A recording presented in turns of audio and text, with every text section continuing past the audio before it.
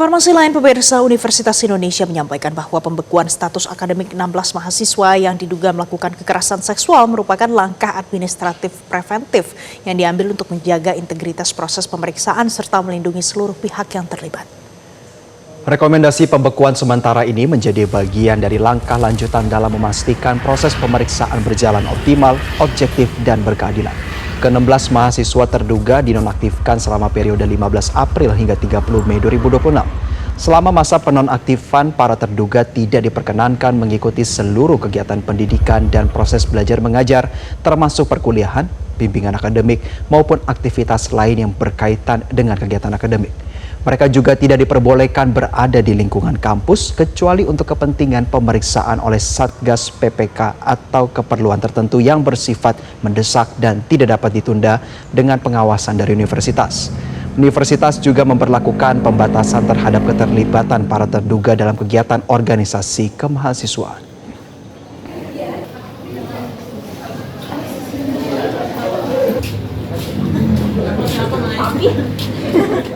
Perlu kami tegaskan, langkah ini bukan merupakan sanksi akhir, melainkan langkah administrasi preventif untuk menjaga objektivitas pemeriksaan, menjamin ketertiban di lingkungan kampus, dan melindungi seluruh pihak yang terlibat. Kami juga menegaskan bahwa seluruh proses investigasi sepenuhnya merupakan otoritas dan kewenangan Satgas PPK UI. Satgas PPK UI adalah mekanisme yang bekerja secara independen, sesuai prosedur dan berdasarkan regulasi yang berlaku. Karena itu, proses ini tidak dapat dan tidak boleh diintervensi oleh siapapun. Kami mengajak seluruh pihak untuk menghormati proses investigasi yang sedang dijalankan Satgas PPK UI sampai tuntas, serta tidak membangun spekulasi yang dapat mengganggu integritas pemeriksaan. Sementara itu, pemirsa, Gubernur Jawa Barat Deddy Mulyadi menyoroti kasus dugaan kekerasan seksual yang terjadi di Fakultas Hukum Universitas Indonesia. Ia menegaskan kasus ini merupakan ranah internal kampus yang harus segera ditangani. Ya, pertama itu adalah internal kampus UI. Tapi kalau saya Jadi apa kanan? Itu masalahnya. Kalau itu adalah ranah pidana, ya proses aja secara pidana. Ya proses, kalau itu ranah pidana ya berproses. Sementara itu, pemirsa, pihak Polda Metro Jaya menyatakan hingga saat ini belum menerima laporan resmi. Namun begitu, Direktorat Perlindungan dan Perempuan dan Anak telah melakukan koordinasi dan siap melakukan pendampingan. Hal tersebut disampaikan langsung oleh Kabid Humas Polda Metro Jaya, Kombes Pol Budi Hermanto.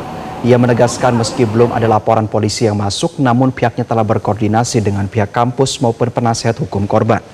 Petugas kepolisian saat ini telah mengumpulkan informasi awal dan sejumlah barang bukti sebagai langkah antisipasi apabila proses hukum dilanjutkan. Kombes Budi menyatakan pihak kepolisian akan menghormati proses internal yang sedang berjalan, namun tetap siap menerima laporan dan akan memproses kasus sesuai dengan hukum yang berlaku.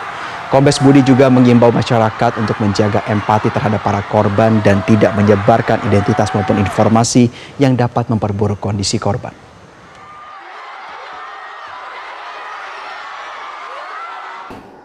Sejauh ini, sampai dengan hari ini, Polda Metro Jaya secara resmi belum menerima laporan polisi.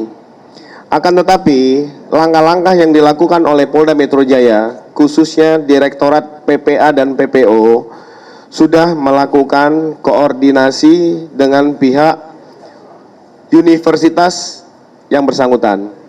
Yang kedua, saat ini juga sudah berkoordinasi kepada penasihat hukum dari korban untuk melakukan pendampingan konsultasi.